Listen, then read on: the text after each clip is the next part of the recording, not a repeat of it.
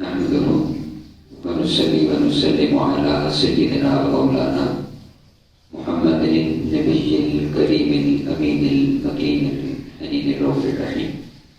أما بعد، أعوذ بالله من الشيطان الرجيم. بسم الله الرحمن الرحيم.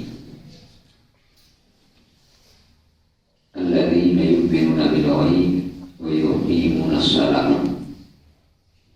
صدق الله مولانا العظيم. إن الله وملائكته يصلون على النبي يا أيها الذين آمنوا صلوا عليه وسلموا تسليما. اللهم صل على سيدنا ومولانا محمد النبي الأمي وعلى آله وسلم تسليما. اللہ رب العزت کے فضل و احسان اور کریم آقا صلی اللہ علیہ وآلہ وسلم کے نان پاک کے صدق سے ہم نے فقہی مسائل کے جس سلسلے کا آغاز کیا، اس میں طہارت کے باب کو مکمل کر لینے کے بعد ہم نے آذان کے مسائل اور آذان کا طریقہ اور اس کا تلفظ اس کو سن اور سمجھ لیا. اس حوالے سے میں یہ گزارش کرنا ضروری سمجھتا ہوں کہ اگر آپ کے ذہن میں کوئی سوال ہو، آپ کوشش کریں کہ وہ لکھ کر لے آئیں. تو یا جیسے بھی گفتگو کا آغاز ہے شروع میں دے دیں یا آخر میں دے دیں، تو ہم اسی نشست میں یا اگلی نشست میں اس کا جواب جو ہے وہ آپ کو عرض کر دیں. جی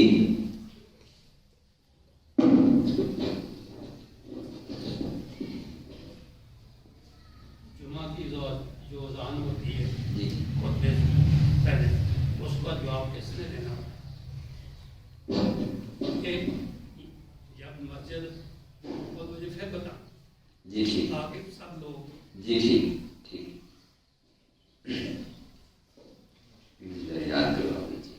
جمعہ کی دونوں اذانوں کا بتا دوں. جمعہ کی جو دونوں اذانیں ہیں اس کا جواب.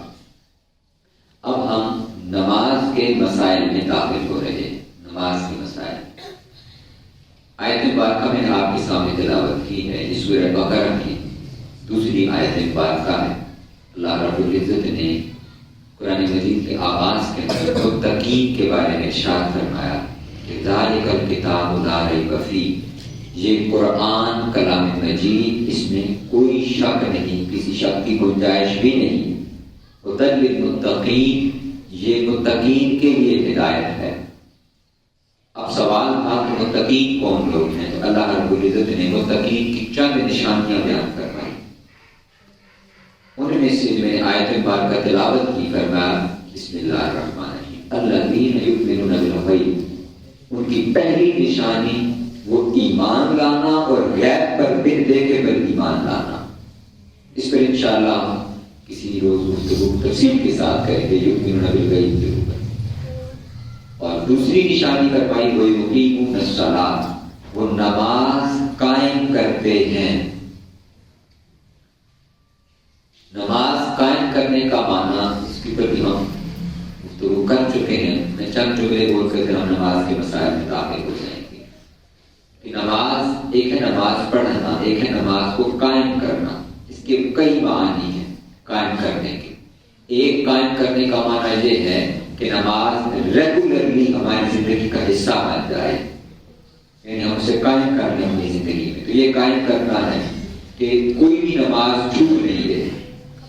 پھر نماز قائم کرنے کا ایک معنی یہ ہے کہ نماز کو اس کے تمام آداب اور خشوع و خضوع کے ساتھ ادا کرنا، یعنی پوری توجہ کے ساتھ، خشوع کے ساتھ، خضوع کے ساتھ نماز کو ادا کرنا. یہ نماز قائم کرنے کا ایک اور معنی. پھر نماز قائم کرنے کا ایک معنی جماعت کے ساتھ نماز پڑھنا، کہ مساجد کے اندر اس کا اہتمام کرنا نماز کا، اور گھروں کے اندر اس کا اہتمام کرنا. تو یہ بھی نماز کا قیام ہے. پھر نماز کے قیام کا ایک معنی یہ ہے کہ نماز کے بارے میں اللہ رب العزت نے قرآن مجید میں ارشاد فرمایا بسم اللہ الرحمن الرحیم ان الصلاۃ تنہی عن الفحشاء والمنکر. یعنی نماز وہ چیز ہے جو ہمیں بے حیائی اور برائی دونوں سے روکتی ہے.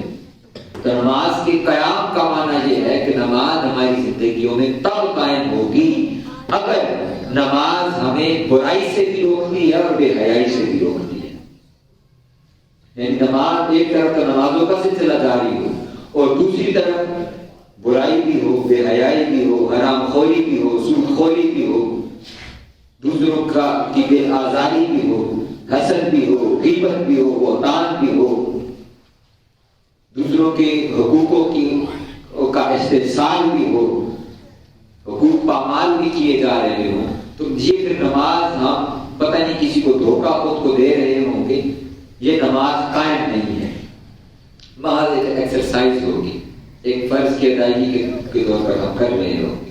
لیکن فرمایا کہ نماز کیا ہے؟ جو بے حیائی اور برائی دونوں سے روکتی ہے، یعنی نماز کا اثر زندگی میں ہونا چاہیے۔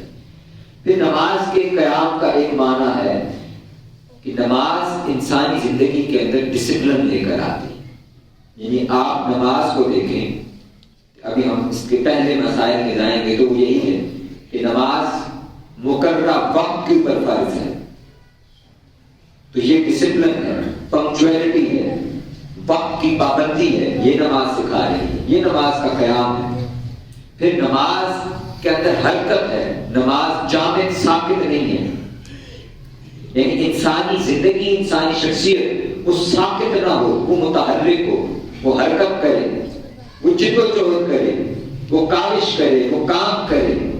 یعنی آپ دیکھیں صرف قیام نہیں ہے، تھوڑی دیر کا قیام ہے، پھر رکوع ہے، پھر فقط رکوع نہیں ہے، پھر کھڑے ہونا ہے، پھر فقط قیام نہیں ہے، پھر سجدہ ہے، پھر فقط سجدہ نہیں ہے، پھر سجدے سے بیٹھتے ہیں، جلسہ کہتے ہیں۔ تو نماز کی ایک حالت نہیں ہے کہ مسلسل حرکت کا نام ہے۔ تو نماز کے قیام کا پھر ایک معنی یہ ہے کہ وہ انسانی زندگی کے اندر اس کو متحرک کرتی ہے۔ تو یہ نماز کے قیام کی باریک چند چیزیں میں نے آپ کے سامنے عرض کر دی۔ اب لفظ صلاۃ جو ہم آج تک سنتے ہیں، جو عربی کے اندر نماز کے لیے لفظ استعمال ہوتا ہے، وہ کیا ہے؟ صلاۃ۔ کیا لفظ ہے؟ صلاۃ۔ لفظ صلاۃ کا معنی یہ اصل میں جو اس کا مادہ ہے وہ صاد، لام اور یا ہے، صاد، لام، یا، اور پھر ایک اس کا مادہ روٹ ورڈ وہ صاد، لام اور واو ہے۔ اس کا معنی وہ دعا بھی ہے، وہ تسبیح بھی ہے، وہ نماز پھر ہم اس کو اردو میں ٹرانسلیٹ کرتے ہیں۔ پھر لفظ صلاۃ نماز کے معنوں میں سے ایک یہ بھی ہے کہ کسی چیز کو آگ کی تپش میں رکھ کر سیدھا کر دینا، یہ بھی نماز کے معانی میں سے ایک ہے۔ الغرض بے شمار اس کے معانی ہیں، بے شمار۔ اسی سے ہم درود بھی معنی لیتے ہیں، اسی سے دعا بھی ہے، اسی سے نماز بھی ہم ہے، پھر تسبیح ہے، بے شمار اس کے الگ الگ معانی ہیں۔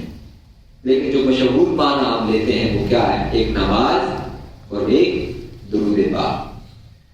اب یہاں ضمن میں ایک چیز عرض کرتا چلوں کہ قرآن مجید پورے کا پورا آپ پڑھ لیں تو پورے قرآن میں نماز کے قیام کا حکم ہے، یہ ذہن میں رہے۔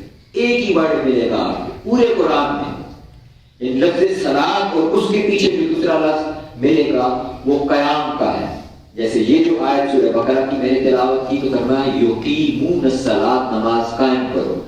آگے چلے جائیں گے تو واقیموا الصلاۃ، ورڈ یہی ہے لیکن اس کو امر کے صیغے کے اندر کہا گیا، حکم دیا گیا کہ نماز، حکمن کہا گیا کہ نماز قائم کرو۔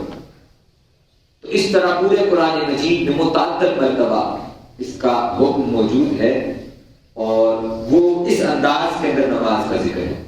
اب نماز پڑھنی کیسے ہے، یہ صحابہ کرام رضوان مجمعین آقا علیہ السلام کا پورے قرآن میں اس کا تذکرہ نہیں ہے کہ نماز پڑھنی کیسے ہے، صرف اتنا ذکر ہے کہ نماز قائم کرو۔ تو پھر صحابہ نے پوچھا کہ یا رسول اللہ ہم نماز کیسے قائم کریں یا کیسے پڑھیں؟ تو آقا علیہ السلام نے پھر ارشاد فرمایا صلو کما رأیتمونی اصلی، ایسے نماز ادا کرو جیسے تم مجھے دیکھتے ہو کہ میں نماز پڑھتا ہوں۔ تو یہ جو نماز کی حرکات ہیں، پھر اس کے کلمات ہیں، اس کے الفاظ ہیں، پھر آقا علیہ السلام کی سنت مبارکہ، حیات مبارکہ سے ہمیں ملتے ہیں۔ یہاں سے ایک نقطہ سمجھ میں آتا ہے کہ وہ لوگ جو یہ سمجھتے ہیں کہ فقط قرآن ہمارے لیے ہدایت کے لیے کافی ہے، تو ذہن میں رہنا چاہیے کہ سنت اور حدیث کے بغیر خود قرآن بھی اپنا معنی مفہوم آپ کو مکمل نہیں دیتا. قرآن خود کہہ رہا ہے وَمَا آتَاكُمُ الرَّسُولُ فَخُذُوهُ، یہ رسول جو کچھ تمہیں عطا کرے وہ لے لو، جو کچھ تمہیں عطا کرے وہ لے لو، جس چیز سے یہ منع کرے اس سے منع ہو جا. اور دوسری طرف ارشاد کرنا ما ينطق عن الهوى ان هو الا وحی یوحی، یہ خود کچھ بھی کلام نہیں کرتے. پہلے ما نفی کا لگا دی، فرمایا ما ينطق، یہ تو خود سے کلام کرتے ہی نہیں ہیں. بھائی تعالیٰ بولتے تو ہیں، فرمایا ان ہوا، اگر وہ کچھ بھی بولیں، یہ معنی ہے اس کا، یعنی آقا اسلام کی زبان اقدس سے کوئی بھی لفظ نکلا ہے وہ لفظ وحی خدا ہے. وہ لفظ کیا ہے؟ وحی خدا. تو آقا اللہ رب العزت کی وحی ہے. آقا اسلام نے کسی کو ہاں بھی کہا وہ بھی وحی، حضور نے کسی کو نہ بھی کہا وہ بھی نہیں، وحی ہے. حضور کی خاموشی یہ بھی سنت شریعت ہے، حضور کا عمل کرنا یہ بھی شریعت ہے. یہ ذات مصطفیٰ کی عظمت اور اہمیت ہے کہ ذات کو بھی سمجھنے کی ضرورت ہے. کہ ہم سمجھیں کہ صرف قرآن سے ہدایت مل جائے گی تو نہیں، وہ آقا اسلام کی ذات مبارکہ کو اگر جدا کر دیں، قرآن کو اگر صاحب قرآن سے جدا کر کے جب بھی کوئی شخص پڑھے گا یضل بہ کثیرا ویہدی بہ کثیرا، بہت سے اس کو پڑھ کے گمراہ ہوئے اور بہت سے اس کو پڑھ کے ہدایت حاصل کرتے. اب اس تمہیدی گفتگو کے بعد ہم باقاعدہ طور پہ نماز کے مسائل میں داخل ہو رہے ہیں. تو سب سے پہلی چیز جو نماز کے ذہن کے اندر آئے گی وہ نماز کے اوقات ہیں. نماز 5 وقت کی نماز فرض ہے. کتنے وقت کی؟ 5 وقت کی فرض ہے. یہ جو جمعہ ہم پڑھتے ہیں یہ بھی فرض ہے. یہ کیا ہے؟ فرض ہے، بالغ پر فرض ہے نماز. پھر اس کے حوالے سے سورہ النساء آیت نمبر 103 میں اللہ رب العزت نے ارشاد فرمایا بسم اللہ الرحمن الرحیم ان الصلاۃ کانت علی المؤمنین کتابا موقوتا، بے شک نماز مؤمنوں پر مقررہ وقت کے حساب سے فرض ہے. اب ایسا نہیں ہے کہ 5 نمازیں فرض ہیں تو ایک ہی وقت کے اندر ساری پڑھ لی ہیں، نہیں، ہر نماز کا اپنا اپنا وقت ہے. وہ وقت کیا ہے؟ اب جدید دور ہے، ڈیجیٹل ورلڈ ہے، سائنس کے ذریعے ہم نے ان چیزوں کو کیلکولیٹ کر لیا ہے. یہ جو چیزیں میں بیان کرنے جا رہا ہوں تو ہمارے پاس کیونکہ گھڑیاں ہیں تو ہمارے پاس کیلکولیٹڈ ٹائم آ جاتا ہے ایگزیکٹ فگرز کے اندر کہ 3:28 پر وہ صبح صادق ختم ہو رہی ہے، نماز فجر شروع ہو رہی ہے، اور 5:24 پر نماز فجر کا وقت ختم ہو رہا ہے. تو یہ ہمارے پاس آج کل کیلکولیٹڈ وقت موجود ہوتے ہیں، لیکن ہمیں خود کو علم ہونا چاہیے. یہ ہمارے لیے آسانی ضرور ہو چکی ہے اس میں، لیکن ہمیں اصل اوقات بھی معلوم ہونے چاہیے. کبھی ایسے ایریا کے اندر ہیں فقط موبائل ہے، کوئی اپلیکیشن نہیں، کوئی اور ایسی سروس ہمارے پاس نہیں، تو ہم سورج کو دیکھ کے اندازہ کر سکیں کہ اب کون سی نماز کا وقت ہو سکتا ہے اور کون سی نماز کا وقت نہیں ہو سکتا. سب سے پہلے ہے فجر. رات کے آخری پہر میں صبح کا جب وقت شروع ہو رہا ہوتا ہے تو پہلے ایک سفیدی رونما ہوتی ہے. جو احباب صبح جاگتے ہیں یا سفر کرتے ہیں ان کو معلوم ہے کہ پورا آسمان سیاہ ہوگا، ہلکی سی سفیدی مشرق کی طرف نظر آتی ہے. ابھی پوری روشنی نہیں ہوتی، ایک سفیدی سی ہوتی ہے، اور وہ سفیدی تھوڑی دیر بعد ختم ہو جاتی ہے. اس کو صبح کاذب کہتے ہیں. صبح کاذب یعنی کیونکہ باقاعدہ صبح کا آغاز نہیں ہوا، ابھی سفیدی ظاہر ہوئی اور پھر ختم ہو گئی، اس کو صبح کاذب کہتے ہیں. اس کے بعد اب اس وقت تک یہ عشاء کا وقت ہے، تہجد کا وقت ہے، اس وقت میں تہجد پڑھ سکتے ہیں. اس کے بعد وہ کہتے ہیں کہ آسمان کے کنارے پر جب سفیدی چوڑائی کے اندر پھیلنا شروع ہو جاتی ہے، یعنی چاروں طرف آپ دیکھیں کہ پھر وہ سفیدی پھیلنا شروع ہو گئی ہے، اس کو صبح صادق کہتے ہیں. کیونکہ اب اس کے بعد وہ سفیدی نے ختم نہیں ہونا، اس نے پھیلتے چلے جانا ہے، سورج کی طلوع کی طرف اشارہ ہوتے چلے جانا ہے. پہلی کیا ہے نشانی کہ مشرق میں ایک سفیدی پھیلتی ہے اور پھر وہ دوبارہ ختم ہو جاتی ہے اور اندھیرا رہتا ہے، باقی رہتا ہے. لیکن اس کے کچھ دیر بعد سورج مشرق کی طرف سفیدی پھیلتی ہے اور پھر وہ چوڑائی کے اندر وہ پھیلتی چلی جاتی ہے. اور اس کے بعد آپ دیکھیں تو پھر مکمل روشنی ہوتی چلی جاتی ہے، تدریجاً روشنی ہوتی چلی جاتی ہے. تو اس کو صبح کہتے ہیں. جب یہ سفیدی چوڑائی کے اندر پھیل جائے تو یہ وہ وقت ہے جس کو ہم صبح صادق کہتے ہیں. اور جو ہی صبح صادق ہو جائے تو یاد رکھیے نماز فجر کا وقت داخل ہو جاتا ہے، سحری، تہجد اور عشاء کا وقت ختم ہو جاتا ہے. اچھا، اوقات نماز کے حوالے سے میں ایک جملہ یہاں پر عرض کر دوں. یہ پکی بات اپنے ذہن کے اندر لکھ لیں. ایک نماز کا وقت دوسری نماز کے شروع ہونے تک رہتا ہے سوائے نماز فجر کے. سوائے نماز فجر کے ہر نماز کا وقت وہ دوسری نماز کے وقت کے شروع ہونے سے پہلے تک رہتا ہے. یعنی آپ دوسری نماز کا وقت شروع ہونے سے پہلے جب بھی نماز پڑھیں گے وہ ادا ہوگی، قضا نہیں ہوگی. یہ بات ذہن میں رہے کہ فلاں وقت میں عصر نہیں پڑھ سکتے، اب مغرب جو ہے وہ لیٹ کر دی ہے تو ایسے ہو جائے گا تو ویسے. وہ آپ کی ادا ہے. وہ کیا ہے؟ ادا ہے. اسی طرح عشاء ہے، پوری رات آپ کے پاس پڑی ہوئی، پوری رات. شام آج کل کے حساب سے شام 6:30 بجے سے لے کے آپ صبح غالباً 5 بجے تک نماز فجر عشاء پڑھ سکتے ہیں. پورا وقت ہے آپ کے پاس، پوری رات. جس لمحے آپ کو جاگ آئے کھڑے ہو نماز عشاء پڑھ سکتے ہیں، فجر آپ ادا کر سکتے ہیں. یہ ادا کہلائے گی. سوائے میں نے کہا نماز فجر کے اس کا معاملہ مختلف ہے. نماز فجر کا وقت ختم کب ہوتا ہے؟ جب سورج طلوع ہونا شروع ہو جاتا ہے. سورج تھوڑا سا بھی طلوع ہو جائے تو یہ نماز فجر کا وقت ختم ہو جاتا ہے. آغاز کا میں نے عرض کر دیا اور یہ اس کا اختتام ہے. اور نماز فجر جب سورج طلوع ہو جائے تو طلوع ہونے کے بعد 20 منٹ تک کوئی بھی سجدہ اور نماز یہ ممنوع ہے. سجدہ اور نماز ممنوع ہے. 20 منٹ تک انتظار کریں. اس کے بعد پھر اشراق کے نوافل اور پھر اس کے بعد آگے وقت چل کے پھر چاشت کا وقت شروع ہو جاتا ہے. اچھا، نماز فجر کے حوالے سے ایک اور چیز کہ نماز فجر کا وقت ختم ہونے سے پہلے اتنا پہلے نماز پڑھنا مستحب ہے کہ اگر کسی وجہ سے نماز فاسد ہو جائے تو انسان دوبارہ طہارت بھی حاصل کر لے اور دوبارہ نماز پڑھ لے. یعنی اتنا وقت اس کے پاس باقی ہو، اتنا پہلے پڑھ لینی چاہیے. اس کو کہتے ہیں روشن کر کے نماز پڑھنا. آپ نے عموماً یہ جملہ سنا ہوگا. یعنی تھوڑی روشنی آ جائے، اسی لیے آذان آغاز وقت پر دے دی جاتی ہے جس سے یہ ظاہر ہو جاتا ہے، انڈیکیشن ہو جاتی ہے کہ نماز کا وقت شروع ہو چکا ہے فجر کا. اس لیے اذان ابتدائی وقت میں دی جاتی ہے، لیکن پڑھی تھوڑی ڈیلے کر کے جاتی ہے. یہ مستحب ہے کہ تھوڑی روشنی پھیل جائے لیکن اتنی ڈیلے نہ کی جائے کہ اگر کسی شخص کو نماز لوٹانی پڑے تو وہ وضو کرنے کے لیے یا غسل کرنے کے لیے جائے تو وہ دوبارہ طہارت کر کے نماز فجر ادا نہ کرے، اتنی لیٹ نہ ہو، اس سے پہلے پڑھ لی جائے. اب ہے نماز ظہر کا وقت.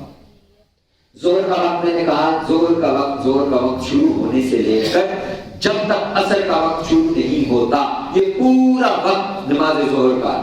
کسی بھی وقت آپ تسلی کے ساتھ نماز ظہر ادا کر سکتے ہیں. اور یہ وقت کب شروع ہوتا ہے؟ اب سورج طلوع ہونے کے بعد اونچا ہوتا ہے اور سایہ گھٹنا شروع ہوتا ہے. سایہ کم ہوتا ہے پہلے ابتدا سایہ گھٹتا ہے اور ایک وقت ایسا آتا ہے کہ جب سورج بالکل سر کے اوپر آ جاتا ہے اور سایہ جو ہے وہ آپ کی جو اصل کوئی بھی شے ہے، آپ انسان کو کھڑا کریں یا اسٹک کو کھڑا کریں تو بالکل اس کے برابر سایہ ہوتا ہے، جس کو ہم اکثر کہتے ہیں کہ وہ سایہ ختم ہو گیا، نظر نہیں آ رہا ہوتا، یعنی اس کے بالکل برابر سایہ ہوتا ہے. تو اس کو کہتے ہیں طلوع کبریٰ. اس کو زوال نہیں کہتے. یعنی جب سورج پورے عین سینٹر میں آ کر کھڑا ہوتا ہے اس کو طلوع کبریٰ کہتے ہیں. یہ جہاں سورج کھڑا ہو جاتا ہے یہ ممنوع وقت ہے. اس وقت میں بھی نماز اور سجدہ ممنوع ہے. اب یہاں پر رکنے کے بعد جب سورج ڈھلنا شروع ہوتا ہے اس کو زوال کہتے ہیں. یہ جو ہمارا تھوڑا سا زوال کا کنسپٹ الٹ ہوا ہے نا، ہم کہتے ہیں کہ یہ زوال کا وقت ہے. زوال تو ڈھلنے کو کہتے ہیں، کم ہونے کو کہتے ہیں. اس کو کہتے ہیں قیام میں سورج کھڑا ہوا ہوتا ہے، طلوع کبریٰ کہتے ہیں. پورے سینٹر کے اندر آپ سورج کھڑا ہو جاتا ہے، وہ ممنوع وقت ہے۔ اس کے جو ہی بعد وہ سورج ڈھلتا ہے، زوال کی طرف جاتا ہے، تو وہاں سے ظہر کا وقت شروع ہو جاتا ہے۔ یہ بھی تقریباً 15 سے 20 منٹ کا وقت ہے جب سورج سینٹر کے اندر کھڑا رہتا ہے۔ تو وہ 15-20 منٹ گزارنے کے بعد آپ کا آج کل غالباً 11:15 بجے کے قریب ہی شروع ہو جاتا ہے آج کل کے حساب سے۔ اس وقت سے لے کر جب تک عصر کا وقت شروع نہیں ہوتا، یہ پورا وقت آپ کے پاس ظہر کا وقت ہے۔ ظہر کے حوالے سے یہ دو چیزیں ہیں کہ یا اول وقت میں پڑھ لی جائے، اول وقت، اور یا پھر یہ ہے کہ ٹھنڈی کر کے پڑھی جائے۔ ٹھنڈی کرنے کا مطلب یہ ہے کہ تھوڑا اس کو ڈلے۔ بالخصوص گرمیوں کے لیے حکم یہ ہے کہ گرمیوں میں نماز ظہر اس کو تھوڑا ٹھنڈا کر کے پڑھا جائے۔ ٹھنڈے کا مطلب یہ ہے کہ نماز ظہر کو آخر وقت کے اندر پڑھا جائے، اس کو تھوڑا ڈیلے کر دیں، لیکن اتنا نہ ہو کہ بالکل وقت ختم ہو جائے۔ لیکن یہاں پھر میں ایک مسئلہ عرض کر دوں، اگر آپ کیلکولیٹڈ ٹائم دیکھیں، کیلکولیٹڈ یعنی گھڑیوں کے حساب سے پرفیکٹ ٹائم آپ دیکھیں، اور آپ کو موبائل اپلیکیشنز ہیں ان کے اندر پتا ہے، آپ کو لکھا ہوا ہے 3:24 پر عصر کا وقت شروع ہو رہا ہے، تو 3:24 سے پہلے آپ اگر وضو ہے تو نماز ظہر کے لیے کھڑے ہو سکتے ہیں۔ 1 منٹ بھی پہلے آپ کھڑے ہوتے ہیں، آپ کی نماز ادا ہوگی۔ یعنی اگلی نماز کا وقت داخل ہونے سے پہلے جو ہی آپ نے شروع کی، چاہیے جائے کہ آپ نے 1 رکعت ہی ادا وقت کے اندر پڑھی ہے، وہ پوری نماز ادا کنسیڈر ہوتی ہے۔ یہ ذہن میں رکھیں، اس لیے گھبرایا نہ کریں کہ جی اب تو فلاں وقت نماز کا وقت ختم ہو گیا۔ موبائل پہ دیکھیں، اگر 2 3 4 5 منٹ آپ کے پاس ہیں، وضو ہے، ٹھیک ہے، نہیں ہے کرنی ہے، اور فوراً مصلی پکڑیں اور نماز ادا کریں۔ یہ نمازیں آسان ہے۔ دین کیا ہے؟ آسان۔ دین کے اندر مشکل نہیں ہے۔ اول وقت میں بھی پڑھ دیں وہ بھی افضل ہے، میں نے کہا وہ بھی مستحب بہتر ہے کہ اول وقت کے اندر ابتداء اس کو پڑھ لیا جائے۔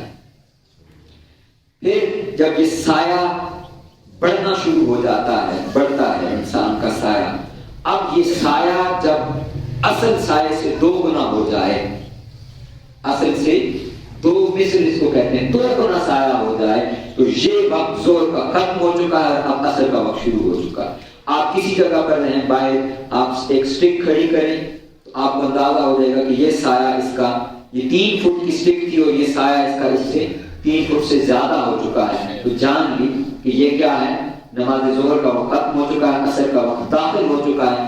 آپ تسلی کے ساتھ نماز عصر پڑھ سکتے ہیں۔ اور اب نماز عصر کیا ہے؟ کہتے ہیں کہ نماز عصر کے اختتام کا وقت وہ جب زردی آ جائے آسمان کے اوپر، جب سورج غروب ہو رہا ہوتا ہے، نیچے آنکھوں سے اوجھل بھی ہو جاتا ہے لیکن ایک زردی باقی رہتی ہے یہ نماز عصر کا ہی وقت، لیکن مکروہ ہے۔ یہ کیا ہے؟ مکروہ وقت ہے، ابھی ہے، آپ پڑھیں گے تو ادا ہی ہوگی ادا ہی، لیکن مکروہ ہے۔ اور پھر اس کے بعد جب سورج بالکل مکمل غروب ہو جائے، چھپ جائے، تو یہ پھر نماز مغرب کا وقت شروع ہو چکا ہے۔ اب یہاں سے لے کر سورج کے غروب ہونے سے لے کر جب تک عشاء کا وقت شروع نہیں ہوتا، یہ سارا نماز مغرب کا وقت ہے۔ اس پورے وقت میں جتنے وقت میں بھی آپ ادا نماز پڑھیں گے مغرب کی، وہ ادا ہی کہلائے گی۔ تقریباً 1.25 گھنٹہ وقت ہوتا ہے، 1.25 گھنٹہ کیلکولیٹڈ اگر ٹائم ملے آپ تو مغرب سورج غروب ہونے سے لے کے عشاء کا وقت، یہ چاہے سردیاں ہوں گرمیاں ہوں، کیلکولیٹڈ اس کا 1 گھنٹہ 15 منٹ 20 منٹ وقت ہوتا ہے۔ یہ نماز مغرب کا وقت، جیسے آج کل اگر 5 بجے وقت نماز مغرب کا شروع ہوتا ہے تو 6:20 کے اوپر تقریباً نماز عشاء کا وقت داخل ہو جاتا ہے آج کل۔ اور اب کیا ہے کہ نماز عشاء کا وقت ہے۔ کہتے ہیں کہ جب آسمان کے کنارے مغرب کی طرف جو سرخی تھی، اب وہ سرخی مکمل ختم ہو چکی، اندھیرا تو چھا گیا، سرخی بھی مکمل ختم ہو چکی، اور اب وہاں سے ہلکی سی سفیدی باقی ہے، وہی سفیدی جیسی کہ صبح کاجر کے وقت نظر آتی ہے، اس طرح کی ایک سفیدی سی باقی رہ جائے گی، تو یہاں سے نماز عشاء کا وقت داخل ہو جائے گا۔ اس وقت سے نماز مغرب کا وقت، عشاء کا شروع، اور پھر صبح کا صادق شروع ہونے تک، جب تک صبح صادق شروع نہیں ہو جاتی، یہ سارا وقت نماز عشاء کا وقت ہے، پوری رات۔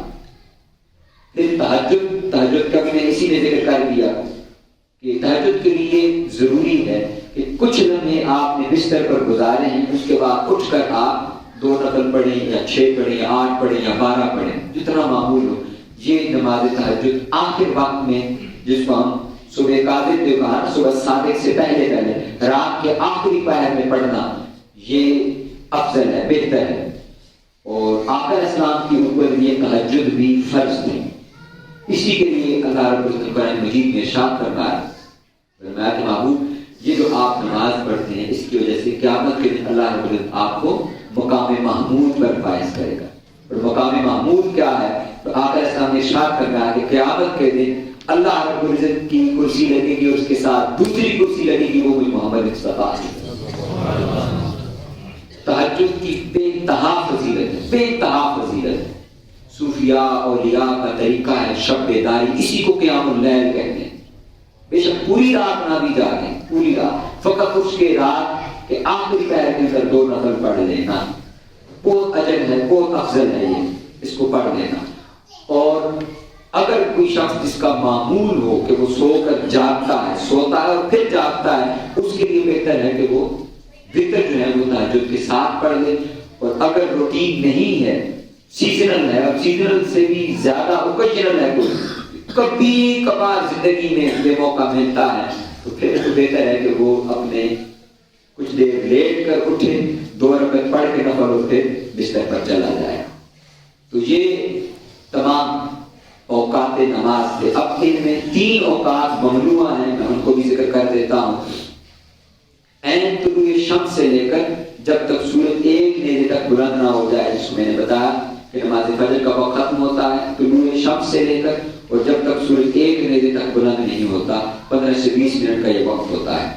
پھر جس کو ہم نے کہا دخول کبریٰ میں کہا رہا تھا، اس کو نصف النہار یعنی دوپہر کا آدھا دن کہتے ہیں، اور اس کو استواء شمس بھی کہتے ہیں، کہ جب سورج رک جاتا ہے، قائم ہو جاتا ہے، جب بالکل اوپر آ کے کھڑا ہو جائے، اس وقت میں بھی۔ اور فقہاء نے احتیاطاً کہا ہے کہ اس سے پہلے 5 منٹ میں اس کے جو وقت ختم ہوتا ہے، اس کے بعد 5 منٹ یہ گنجائش رکھنی چاہیے، کیونکہ کیلکولیشن کے اندر مسٹیک ہو سکتی ہے۔ اس دوران کے اندر نماز یا سجدہ کو جائز نہیں ہے۔ اور پھر تیسرا یہ ہے کہ عصر کے بعد جب سورج زرد پڑنے لگ جائے تو سورج غروب ہونے تک، مسئلہ یہ ہے کہ یہ تیسرا جو وقت میں نے بتایا ہے، اس وقت کے اندر اس دن کی نماز عصر کے علاوہ کوئی اور نماز نہیں پڑھ سکتے۔ اگر نماز عصر ہے نا تو وہ پڑھ سکتے ہیں، وہ میں نے عرض کر دیا کہ جب سورج زردی آ جائے تو وہ پڑھنا مکروہ ہے، لیکن اس دن کی نماز عصر وہ پڑھ سکتے ہیں، اس کے علاوہ وہ نفل پڑھنا مکروہ ہے نماز عصر کے وقت کے اندر۔ اسی طرح نفل پڑھنا ممنوع ہے، منع ہے جب فجر کی اذان ہو جاتی ہے یا فجر کا وقت شروع ہو جاتا ہے، صرف فجر کی 2 سنتیں اس وقت میں پڑھ سکتے ہیں، اور پھر اس کے بعد فجر کے فرائض ہیں۔ اس پورے دوران میں بھی اور کوئی نفل نماز نہیں ہے۔ جو نفل نمازیں ہیں وہ طلوع شمس کے بعد سے لے کر پھر پورا دن ہے، اور پوری رات آپ کے پاس وقت ہے۔ اس میں سے صرف 15-20 منٹ جو طلوع شمس کے بعد ہیں اور استواء شمس کے، وہ اگر نکال دیے جائیں تو یہ ہیں۔ ابھی ایک سوال ہوا تھا جو اذان کے جواب کے حوالے سے، کہ اذان کا جواب جو ہم نے جس کا پچھلی دفعہ ذکر کیا تھا، اس کے حوالے سے میں پھر یہ عرض کرتا چلوں گا کہ آپ کے ذہن میں اگر کوئی بھی سوال آئے تو کوشش کریں کہ وہ لکھ کر لے آئیں، لکھ کر دے دیں، تو ہم جیسے ابھی یہ نشست کا آغاز کیا ہے تو اس کے شروع یا آخر کے اندر ان سوالات کو بھی انٹرٹین کر لیں، ان کے جوابات ہو جائیں گے، یا آخر میں بھی دے دیں گے تو میں اگلی نشست کے اندر پھر ان سوالات کے ہم جوابات اس کو لے لیا کریں گے۔ تو یہاں پر بزرگوں نے سوال کیا کہ جو نماز جمعہ کی اذان ہے تو پہلی اذان تو ہوتی ہے جنرل، یعنی آپ اپنے اپنے کام کاج میں مصروف ہیں، اس کا جواب دینا اسی طرح ہے۔ جو دوسری اذان ہے، دوسری، اس کے بارے میں حکم یہ ہے کہ یہ خطبہ کے حکم کے اندر آتی ہے۔ بعض فقہاء کا قول یہ ہے، بعض کا، یہ لازم نہیں ہے، لیکن بعض فقہاء کا قول یہ ہے کہ وہ خطبہ جمعہ کے حکم میں آتی ہے۔ یعنی خطبہ جمعہ کا حکم کیا ہے کہ اس دوران مکمل خاموشی اختیار کی جائے اور اس کو کوئی بھی حرکت نہ کی جائے۔ اس کا دوسرا طرف فقہاء یہ کہتے ہیں کہ آپ دل میں، اگر بہت اونچا زبان سے اس کو نہیں پڑھتے تو دل میں اس کا جواب آپ دے سکتے ہیں، درود پاک پڑھ سکتے ہیں۔ اسی طرح خطبہ کے دوران بھی اگر آقا اسلام کا اسم گرامی آ جائے یا درود پاک کی آیت پڑھی جاتی ہے تو خطیب تو خود پڑھ ہی رہا ہوتا ہے درود پاک، آپ بھی دل کے اندر اس کو پڑھ سکتے ہیں، لیکن خطبہ کا حکم یہ ہے کہ اس کو مکمل خاموشی کے ساتھ سماعت کیا جائے۔ اللہ رب العزت عمل کرنے کی توفیق عطا فرمائے۔ وما علینا